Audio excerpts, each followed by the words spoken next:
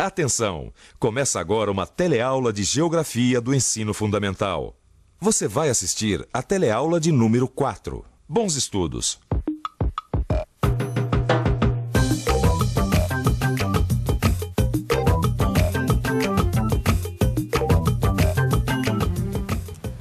Por favor, cidadão, quando o senhor tem que ir para algum lugar, o senhor dá preferência para o caminho mais curto? Sim. Dou preferência para o caminho mais curto. Pelo caminho mais curto. Mais curto. Como é que o senhor faz para descobrir qual que é o caminho mais curto entre dois lugares? Eu tenho que olhar a quilometragem pelo guia, né?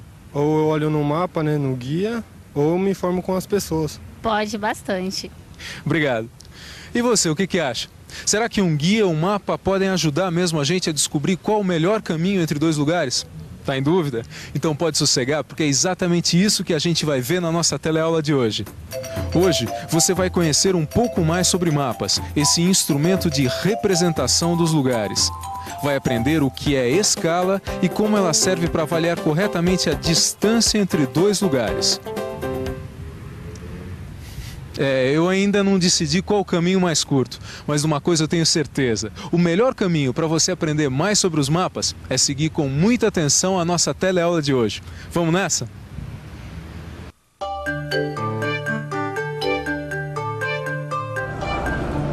O melhor itinerário, o caminho mais curto. Esse também é um dos meus problemas. Eu já consigo encontrar no guia qualquer rua com a maior facilidade, mas eu ainda tenho uma dúvida. Qual o caminho mais curto entre dois lugares? O Pedro me disse que essa informação também consta do guia. É isso mesmo. Eu vou te explicar. O negócio é o seguinte... Calma, Pedro. Nós já conhecemos o problema, mas o pessoal não conhece ainda, né? Claro. O negócio é o seguinte. O Antônio começa o itinerário dele aqui, na Praça Sans Pena, e termina no estádio Mário Filho, o Maracanã. Ele quer saber se o caminho mais curto é pela Avenida Maracanã ou pela Rua Barão de Mesquita. Pois então, Antônio, com a ajuda dessa réguinha aqui, eu medi os dois itinerários e cheguei à seguinte conclusão. Pela Rua Barão de Mesquita, o percurso é uns 100 metros mais curto. Você mediu a distância no mapa, Pedro? Peraí. Você está querendo me dizer que existe uma relação entre a distância no mapa e a distância real? Claro que existe. Todo mapa deve manter uma relação de tamanho entre o desenho e a realidade. Isso se chama escala. Para ser mais preciso, porque a gente está falando de mapa, escala cartográfica.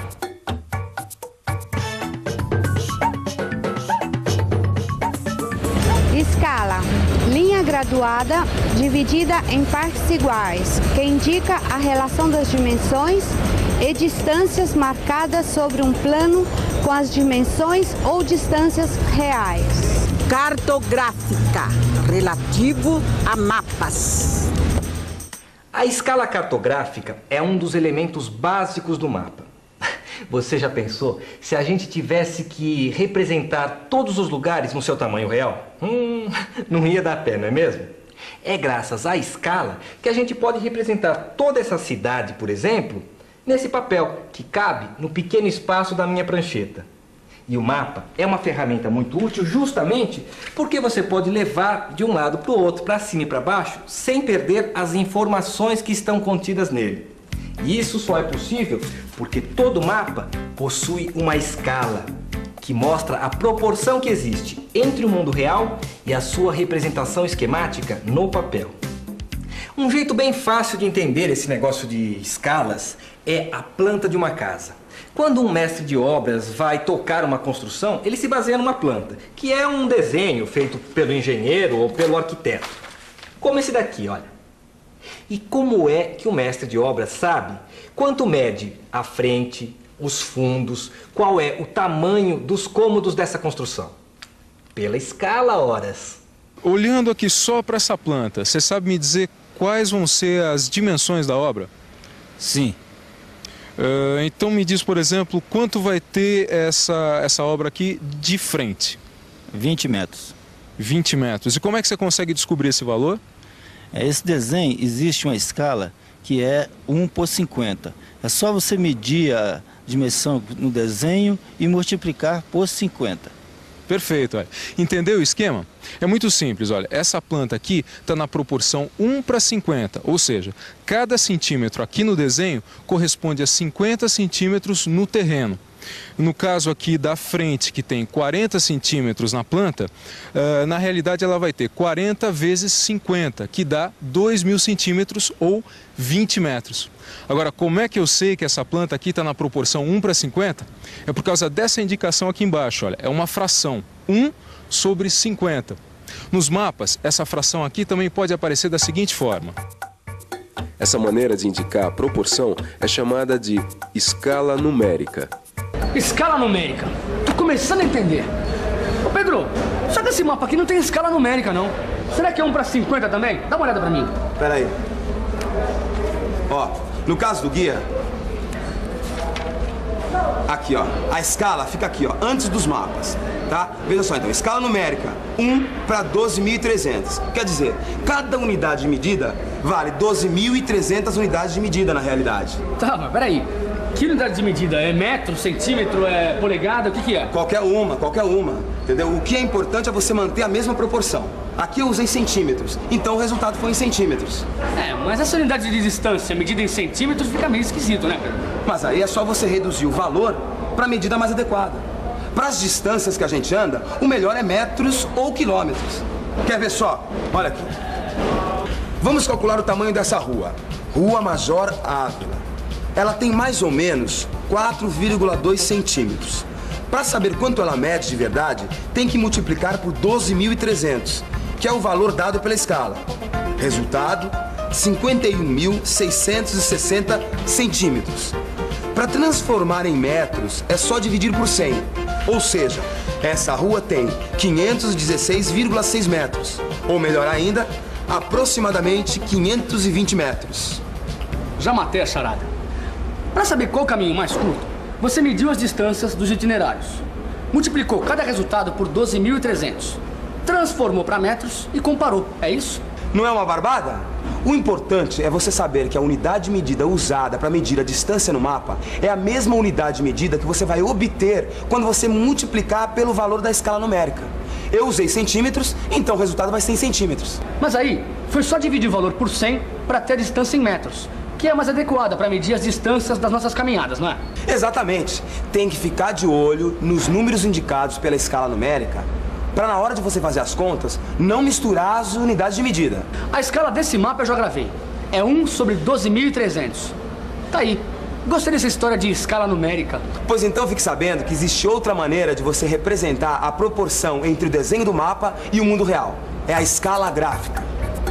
Essa linha reta aqui sob o mapa é uma escala gráfica. Repare como ela é graduada com números que indicam a distância real que cada pedacinho desse significa. Ela é muito útil para a gente descobrir a distância em linha reta entre dois pontos. Quer ver? Vamos ver, por exemplo, a distância entre Macapá e Ferreira Gomes. Com o auxílio de uma tirinha de papel, a gente marca esses dois pontos que representam essa cidade. E aí colocamos ao lado da escala gráfica. Olha, aproximadamente 82 quilômetros. É claro que cada tipo de escala possui as suas vantagens e desvantagens. E um bom mapa como esse sempre possui as duas escalas, a escala numérica e a escala gráfica.